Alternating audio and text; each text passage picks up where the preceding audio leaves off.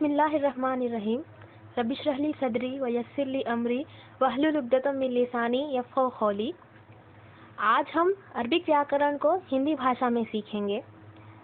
Arabic व्याकरण सीखने का हमारा मकसद अरबिक भाषा को सीखकर अपने आप को अरबिक पंडित घोषित करने का नहीं रहेगा, बल्कि कुरान की अरबी को सीखने और समझाने का रहेगा।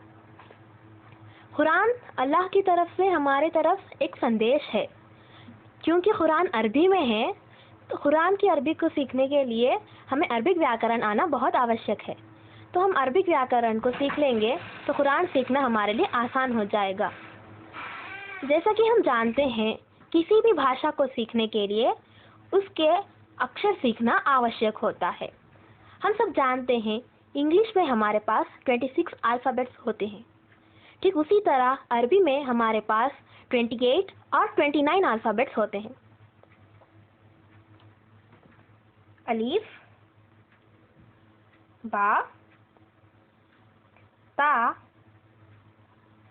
सा, जीम, हा,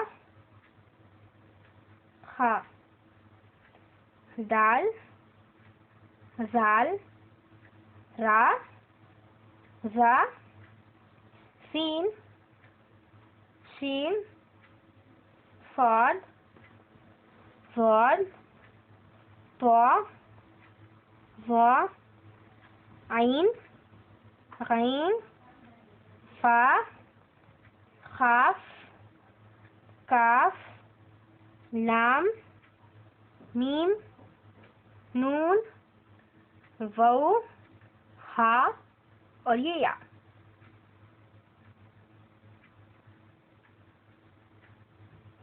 ये है हमारे पास 7 × 4 28 अल्फ़ाबेट्स बन गए। हिंदी भाषा में हमें ध्वनि उत्पन्न करने के लिए हम लोग मात्राओं का प्रयोग करते हैं। ठीक उसी तरह अरबी भाषा में हम लोग हरकत का प्रयोग करेंगे। हिंदी में हम लोग देखते हैं क को ई की मात्रा त, आ, ब, ये बन गया हमारा किताब। ठीक उसी तरह अरबी भाषा में हम लोग पेश, ज़बर और ज़ेर को हरकत कहते हैं। पेश, ज़बर और ज़ेर, इन्हें हम हरकत कहते हैं। हरकत हमें साउंड प्रोड्यूस करने के लिए इस्तेमाल किया जाता है। अगर हरकत को दुगना कर दिया जाए तो उसे तनवीन कहते हैं।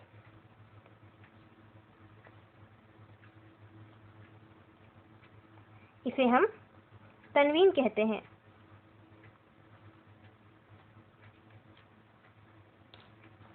ये हमारा उल्टा सी है, जिसे हम जज़म या साकिन कहते हैं।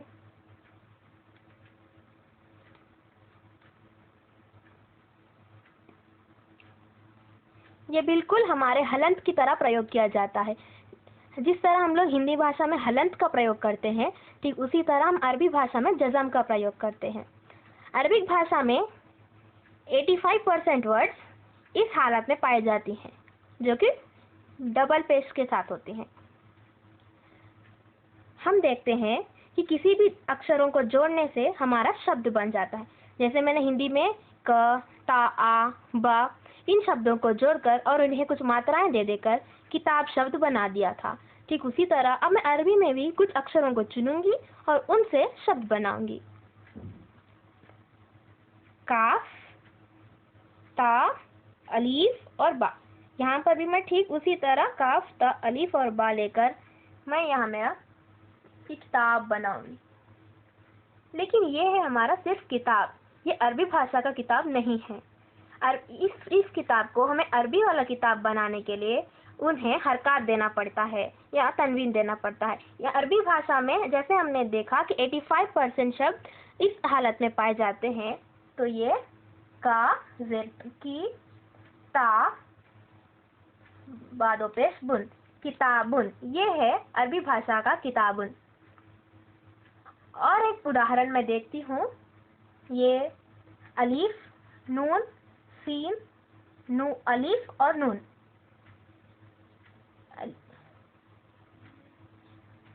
इंसानुन, ये है अरबी वाला इंसानुन। यहाँ आप देख सकते हैं कि मैंने जज़म का भी प्रयोग किया है। जज़म हम लोग हलंत की तरह इस्तेमाल करेंगे। ठीक उसी तरह बे, अलीफ और बे, इनको जोड़कर बाबुन बन जाता है। बाबुन का मतलब होता है दरवाजा। मैं आपको यहाँ अर्थ लिख देती हूँ। बाबुन अर्थ होता है दरवाजा। ये इंसानुन, ये इंसान कहते हैं किताब यानी कि पुस्तक। जैसे कि हमने पहले पढ़ा था कि अरबी भाषा में हमारे पास 28 या फिर 29 अल्फाबेट्स पाए जाते हैं। ये 29 जो अक्षर हमारा होता है,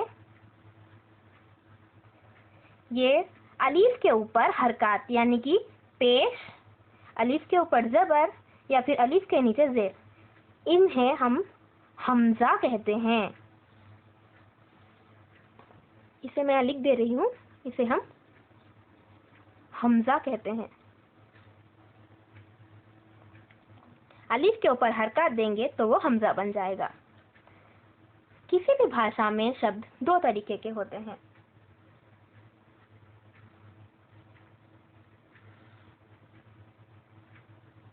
एक होते अर्थ वाले और एक होते अर्थहीन शब्द। जैसे मैं आपको कहूँ चाय शाय, खाना वाना, ऐसे शब्दों में हमें चाय और खाना ऐसे शब्दों का अर्थ होता है, लेकिन शाय और वाना ऐसे शब्दों का हमारे पास कोई अर्थ नहीं होता। तो हमारे पास कुरान मजीद में कोई भी अर्थहीन शब्द नहीं पाया जाता, इसीलिए हम अर्थहीन शब्दों को नहीं पढ़ेंगे, सिर्फ हम अर्थ वाले शब्दों को ही पढ़ेंगे, जिसे हम कलिमा कहते हैं।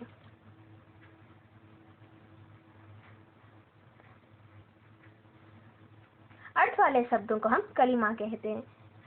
किसी भी भाषा में उसके शब्द के भेद होते हैं। हिंदी भाषा में हमारे पास संज्ञा, सर्वनाम, क्रिया, विशेषण इत्यादि होते हैं। अरबी भाषा में हमारे पास सिर्फ 3 तरीके के शब्द के भेद होते हैं। ये है कलिमा, अर्थ वाले शब्द, इनके 3 भेद होते हैं।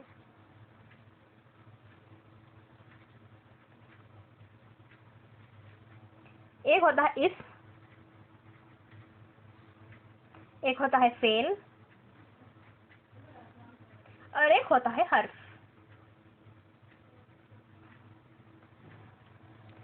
इसको हम इंग्लिश में नाउन कहते हैं, लेकिन यहाँ पर हम जैसे देखते हैं कि हिंदी भाषा में संज्ञा को नाउन कहा जाता है, या फिर इंग्लिश में भी इसमें नाम वाले शब्दों को नाउन कहा जाता है, लेकिन अरबी में हमारे पास सिर्फ नाउन को ही इस्म नहीं कहते हैं। नाउन के साथ साथ हम लोग विशेषण और सर्वनाम को भी इस्म ही कहते हैं। हिंदी भाषा में संज्ञा, विशेषण, सर्वनाम ये सारे शब्द के अलग अलग भेद होते हैं, लेकिन हमारे पास अरबी में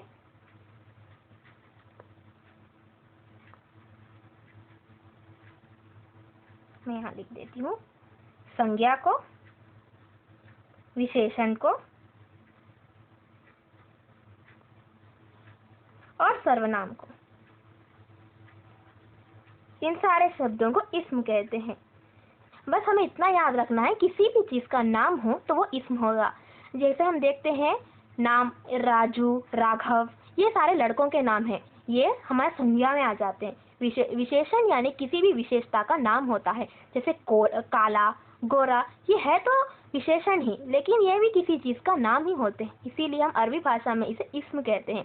सर्वनाम वो शब्द होता है जो संज्ञा के स्थान पर इस्तेमाल किया जाता है, इसीलिए हम लोग इस्म को भी सर्वनाम ही कहेंगे। ये सारे जो होते हैं हमारे संज्ञा, विशेषण और सर्वनाम, इन्हें हम इस्म ही कहते हैं। ये हमारा फेल जो होता है ये हमारा क्रिया होता है।